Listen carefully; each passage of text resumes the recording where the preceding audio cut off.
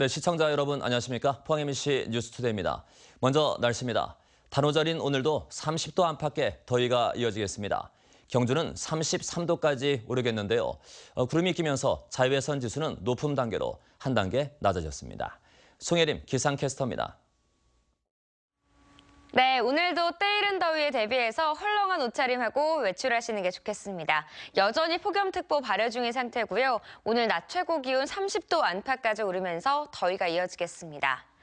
내일부터는 그래도 기온이 조금씩 낮아지겠습니다. 목요일에 예보됐던 비는 내륙을 중심으로 조금만 내리고 그치기 때문에 더위를 해소하기에도 또 가뭄 해갈에도 큰 도움이 되진 못하겠습니다.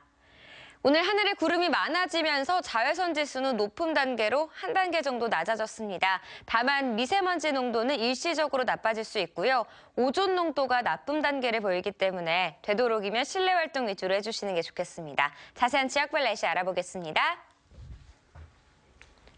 오늘은 점차 구름이 많아지겠습니다. 낮 최고 기온 울진 28도, 영덕 30도, 포항 31도, 경주 33도까지 오르겠습니다. 울릉도와 독도 지역도 점차 구름이 많아지겠는데요. 낮 기온은 울릉도가 27도, 독도 20도입니다. 당분간 동해상에는 안개가 끼겠습니다. 바다의 물결은 동해 중부 해상에서 2m, 동해 남부 해상에서도 2m까지 일겠습니다. 수요일부터 점차 하늘이 흐려지겠고요. 목요일에는 내륙을 중심으로 비 소식이 있겠습니다. 날씨였습니다. 기온이 높아지면서 포항철강공단에 공장 악취 민원이 잇따르고 있습니다. 포항시가 악취 예고제까지 도입하고 관련 업체를 집중 관리하고 있지만 악취로 인한 시민 불편은 끊이지 않아 근본적인 대책이 시급합니다. 임재국 기자가 보도합니다. 포항시 오천읍 구획정리지구 인근의 한 마을입니다. 인근 포항공단의 공장에서 나오는 각종 악취로 고통을 겪고 있습니다. 비가 오려고 하거나 흐릴 때 유독 좀 냄새가 심한 편이고, 냄새는 이제 식사 후에는 좀 속이 울렁거릴 정도로 이렇게 심할 때는 그 정도 나는 편이에요. 특히 주민들은 인근 쓰레기 매립장과 비료 공장 등 악취 배출 시설에 대한 철저한 현장 관리를 촉구했습니다. 실제 현장에 나와 답사를 하고 또 여기에 대한 냄새 이제 여기 들으니까 냄새가 덜 나도록 하는 장치도 있다고 그러는데 그것도 관리를 한번 더 해보고 이래가지고 냄새가 안 나는 방법을 해야 안 되겠습니까? 이처럼 수년째 민원이 잇따르자 포항시가 포항공단 내 5개 업체를 악취 배출 시설로 지정했고 시설 개선 명령도 내렸습니다. 또 포항공단 곳곳에 감시 카메라를 설치해 유해 물질 배출을 관리하는 예보 시스템을 갖췄지만 악취 민원은 끊이지 않고 있습니다. 비료 생산한 공장 중에 일부는 지금 시설 개선 중에 있고 일부는 지금 하절기 4월부터 가을철까지는 비료 생산을 중단을 하고 있습니다. 계절적인 특성상 여름철에 악취가 많이 발생하는 만큼 근본적인 대책과 함께 악취 배출 업체에 대한 행정 지도는 물론 저감 대책 기술 지원도 필요해 보입니다. MBC 뉴스 임재욱입니다.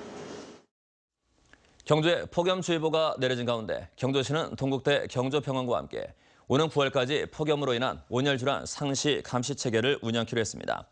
경주시는 주민들에게 고열구와 현기증, 두통 등 폭염으로 인한 온열 질환에 대해 알리는 한편 동국대 병원과 함께 온열 질환자 발생 여부를 날마다 모니터링하는 감시 체계를 운영한다고 밝혔습니다. 지난해 경주에서는 8명이 온열 질환 증세를 보였으며 경북 전체에서는 137명이 온열 질환 진단을 받고 4명이 숨졌습니다. 통상 한여름에 발생하는 수도쿠병이 올해는 이른 더위 탓에 일찍부터 유행하기 시작해 어린이집이나 유치원 등에선 각별한 주의가 필요합니다. 질병관리본부는 지난 4월 마지막 주에 외래 환자 1000명당 0.7명이던 수도쿠병 환자가 지난주에는 2.4명으로 3배 이상 증가했다고 밝혔습니다. 보건당국은 이 같은 추세라면 6월에는 수도쿠병이 본격적으로 유행할 수 있다며 평소 손 씻기 등 예방수칙을 철저히 지키고 수도쿠병에 걸린 아이는 일주일 정도 어린이집이나 유치원에 가는 걸 피해야 한다고 설명했습니다.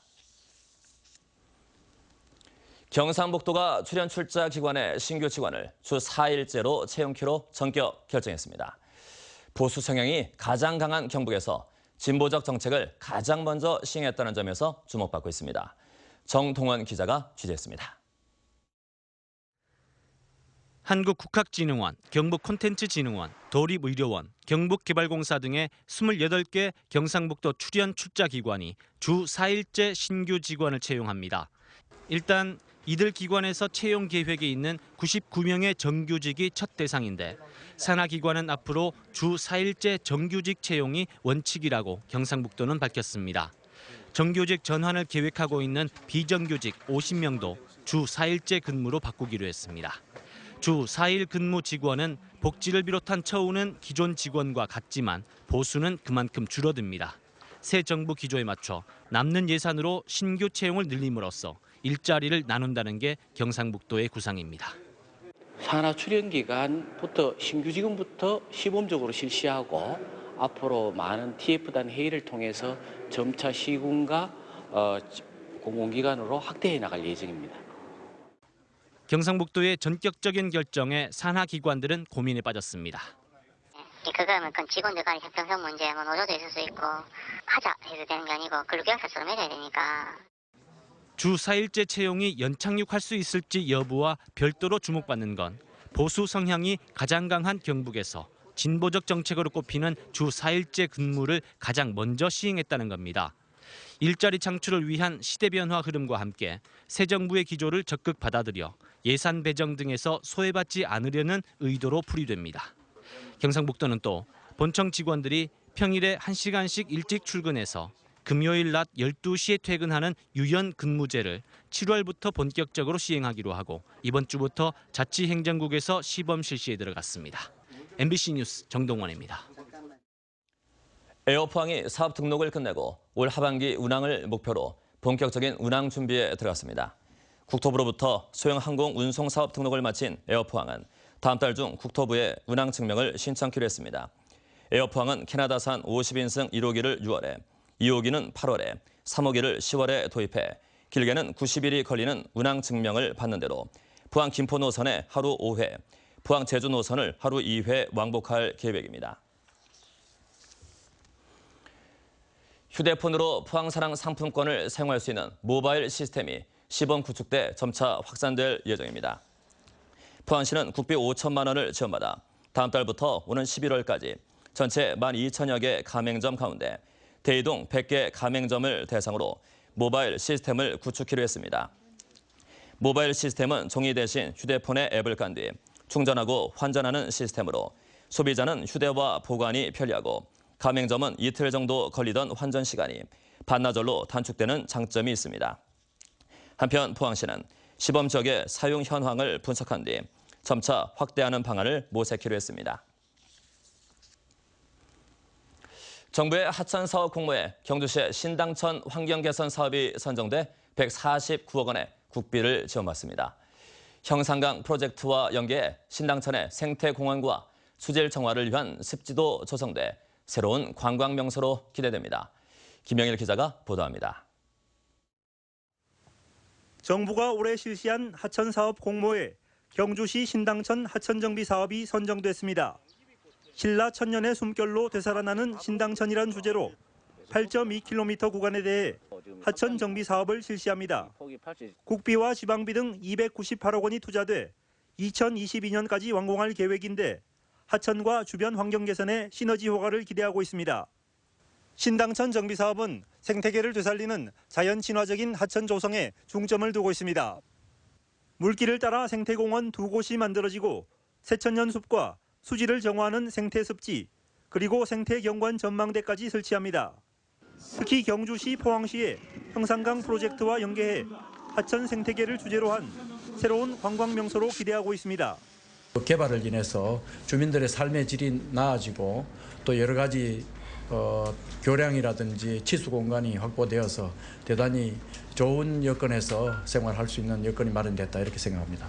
한편 정부의 2017년도 하천 사업 공모에는 경북 지역에서 신당천과 함께 고령의 회천, 문경 초곡천 등 3개 하천이 선정돼 총 718억 원의 국비를 지원받습니다. MBC 뉴스 김형일입니다. 국립수산과학원은 해마다 양식장에 피해를 주는 유해성 적조생물인 코클루디니움이 햇빛이 없는 나쁜 환경에서도 생존하는 메커니즘을 세계 최초로 규명했다고 밝혔습니다. 이번 연구에선 코클루디니움이 빛이 성장하지 못할 때는 일시적으로 포자를 형성해 에너지를 축적하고 다시 빛이 공급되면 폭발적으로 발화해 12시간 안에 원상태로 복원하는 모습이 실험을 통해 확인됐습니다. 이번 연구 결과는 세계적 학술지 한풀 RG 온라인에 등재됐으며 앞으로 대규모 적조 발생을 예측하는 데 활용될 전망입니다. 경북 동해안의 25개 해수욕장이 포항 영일대 해수욕장을 시작으로 점차적으로 개장합니다. 포항은 영일대 해수욕장이 가장 이른 다음 달 17일 개장하고 나머지 5개 해수욕장은 다음 달 24일 문을 엽니다.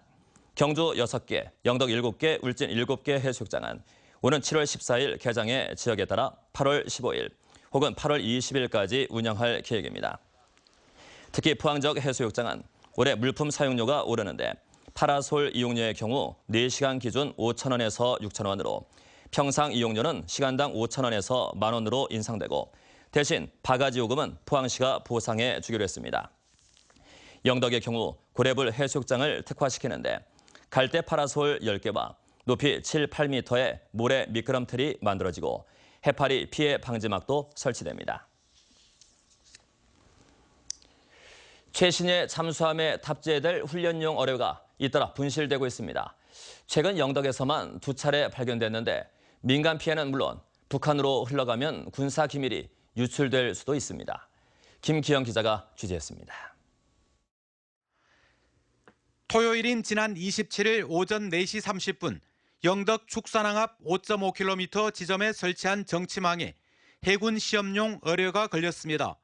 길이 7m, 무게 1.5톤으로 처음 발견했을 당시 선원들은 폭발 가능성 때문에 잔뜩 겁을 먹었습니다. 겁을 많이 내들 베트남 하더라고 외국분들이. 그래서 우리도 뭐 사실 좀 겁났지 뭐. 물체가 저니까. 어떤 분은 뭐 또 왜 갖고 왔노 이러거나. 다행히 시험용 모의 어뢰로 밝혀졌지만 어민의 피해는 상당했습니다. 그물에 감긴 어뢰를 건져 올리면서 크레인이 고장났고 선박 스크루도 부서졌습니다. 선원 10여 명이 최소 20일 정도 일을 하지 못하는 것까지 감안하면 줄잡아 2천만 원의 손해가 나게 생겼습니다. 국방과학연구소는 어구 등 손실 보상 외에 발견에 따른 포상은 없다고 말했습니다. 이거는 국가의 재산이므로 거기에 대한 보상은 일체 없다. 단지 여기에 피해 받는 것만 나중에 연락을 하라 하고 거기에 명함만 주고 올라갔습니다. 2014년 9월에도 영덕 남쪽 장사 해수욕장에서 훈련용 어뢰가 민간인에 의해 발견되기도 했습니다. 잠수함 훈련에 사용하다 분실한 것인데 당국은 포상금이 지급된다는 사실을 숨겼다. 소송 끝에 어뢰 과액의 10%인 3,272만 원을 발견자에게 지급하는 등 망신을 당했습니다. 분실 사실을 쉬쉬한 당국의 안이한 인식으로 자칫 군사 기밀이 유출되지 않을까 우려의 목소리가 높습니다. MBC 뉴스 김기영입니다. 올해 동해 북한 수역의 중국 어선 조업이 예년보다 앞당겨진 것으로 나타났습니다. 해양수산부 동해업 관리단에 따르면 통상적으로 매년 5월 말부터 동해 북한 수역으로 북상하던 중국 어선들이 올해는 한 달 정도 이른 지난달 말부터 북상을 시작해 현재까지 216척이 이동한 것으로 파악됐습니다. 이들 어선의 입어가 빨라진 것은 동해안 전역이 오징어 서식에 적합한 섭씨 12에서 18도의 수온 분포를 보이면서 어획량 증가가 기대되기 때문으로 분석됩니다. 경상북도 관내 학원이나 과외교습소에서 아동학대 행위가 확인되면 앞으로는 학원 등록 자체가 말소됩니다. 경북교육청은 이 같은 내용의 학원 및 과외교습 조례가 지난주 도의회를 통과해 곧 시행에 들어간다고 밝혔습니다. 현행 학원법도 아동학대 행위를 경중에 따라 조치하고 있지만 이번 조례는 학대가 한 번만 적발돼도 학원 운영을 아예 할 수 없도록 행정처분 수위를 높였습니다. 위염이나 위궤양으로 고생하는 분들 많으시고 또 예방을 위해 기능성 음료를 먹는 경우도 많은데요. 아까시꿀이 위 건강에 좋다는 연구 결과가 나왔습니다. 김건혁 기자가 보도해드립니다. 한국인 10명 중 6명에서 헬리코박터균이 검출됩니다. 위암 발생 가능성을 최대 4배나 높이기 때문에 위염이나 위궤양 등이 있으면 치료를 받는 게 좋습니다. 다양한 예방법이 제시되고 기능성 음료도 나와 있는데 아카시아 꿀이 헬리코박터균을 억제한다는 연구 결과가 나왔습니다. 농촌진흥청 연구진이 아카시아 꿀에서 헬리코박터균을 억제하는 효과가 큰 아브시스산 성분을 찾아냈습니다. 다른 꿀에는 거의 들어있지 않은데 유독 우리나라에서 생산된 아카시아 꿀에는 1kg에 24mg이 함유돼 있습니다. 차숟가락으로 4분의 1 정도만 먹어도 위장 보호 효과를 볼 수 있을 정도입니다. 국산 아카시아 꿀에서만 다량으로 존재를 하는 것으로 저희가 확인을 했습니다. 이러한 헬리코박터균을 억제를 할 수 있는 그런 효과를 보실 수 있을 것으로 기대됩니다. 아카시아 꿀은 우리나라 꿀 생산량의 70% 이상을 차지하고 있어 향후 양봉농가 소득 향상에도 큰 도움이 될 것으로 기대됩니다. FTA 체결로 수입산 벌꿀이 들어오는 상황에 국내산 아카시아 벌꿀에서 위 건강에 좋은 성분이 발견되어 우리 양봉농가와 양봉농협에 많은 도움이 될 것으로. 농촌진흥청은 이번 연구 결과로 건강기능식품과 신약의 원료로도 폭넓게 사용될 수 있을 것으로 전망하고 있습니다. MBC 뉴스 김건엽입니다. 경상북도 내 태양광이나 풍력발전소 등 신재생 에너지가 해마다 급증하면서 지역민구와 사업 시행자 간의 갈등이 커지고 있습니다. 지난해 말을 기준으로 경북에 허가된 태양광 발전소는 모두 4,564기로 이 가운데 1,932기가 가동 중이고 나머지는 사업을 진행 중입니다. 신재생 에너지 사업은 정부가 규제를 완화하면서 장려하는 데다 부지만 보유하면 사업을 융자로 지원받을 수 있어 투자가 늘어나고 있습니다. 그러나 환경단체와 지역민들은 산림과 경관이 훼손되고 재산권 침해로 반대하면서 곳곳에서 충돌이 빚어지고 있습니다.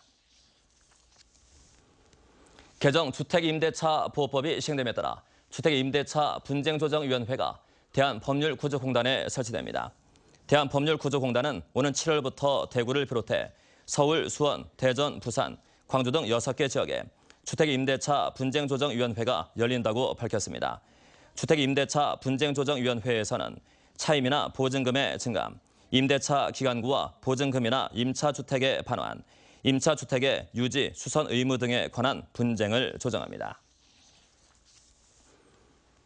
울진군은 보건소에서만 발급하던 운전면허 신체 검사서를 다음 달부터는 보건지소에서도 발급합니다.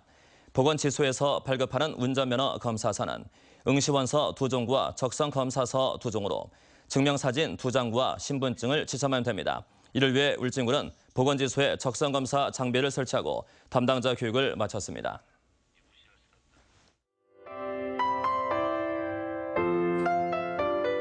네, 오늘도 때이른 더위에 대비해서 헐렁한 옷차림하고 외출하시는 게 좋겠습니다. 여전히 폭염특보 발효 중인 상태고요. 오늘 낮 최고 기온 30도 안팎까지 오르면서 더위가 이어지겠습니다. 내일부터는 그래도 기온이 조금씩 낮아지겠습니다. 목요일에 예보됐던 비는 내륙을 중심으로 조금만 내리고 그치기 때문에 더위를 해소하기에도 또 가뭄 해갈에도 큰 도움이 되진 못하겠습니다. 오늘 하늘에 구름이 많아지면서 자외선 지수는 높음 단계로 한 단계 정도 낮아졌습니다. 다만 미세먼지 농도는 일시적으로 나빠질 수 있고요. 오존 농도가 나쁨 단계를 보이기 때문에 되도록이면 실내 활동 위주로 해주시는 게 좋겠습니다. 자세한 지역별 날씨 알아보겠습니다. 오늘은 점차 구름이 많아지겠습니다. 낮 최고 기온 울진 28도, 영덕 30도, 포항 31도, 경주 33도까지 오르겠습니다. 울릉도와 독도 지역도 점차 구름이 많아지겠는데요. 낮 기온은 울릉도가 27도, 독도 20도입니다. 당분간 동해상에는 안개가 끼겠습니다. 바다의 물결은 동해 중부 해상에서 2m, 동해 남부 해상에서도 2m까지 일겠습니다. 수요일부터 점차 하늘이 흐려지겠고요. 목요일에는 내륙을 중심으로 비 소식이 있겠습니다. 날씨였습니다. 네, 이상으로 포항 MBC 뉴스투데이 모두 마치겠습니다. 여러분 감사합니다.